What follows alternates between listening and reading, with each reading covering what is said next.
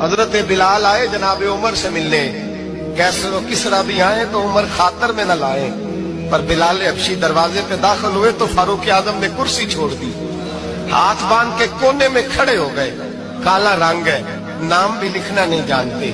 لوگ کہنے لگے عمر کون آ رہا ہے جس کے لیے تیرا اتنا استقبال ہے؟ حضرت عمر کہنے لگے چپ کر جاؤ، اس کی بات نہ کرنا، اسے آنے دو۔ حضرت سیدنا بلال آئے، کہنے لگے امیر المومنین کیا کر رہے ہو؟ فرمایا نہیں چپ کر یار، بازو پکڑا، اپنی کرسی پہ بٹھایا۔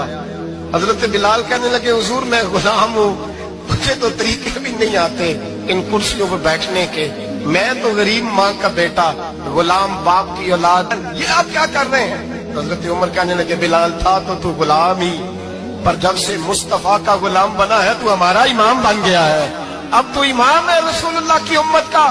فرمایا وہ مجھے دن یاد ہے جب مکہ فتح ہوا تھا،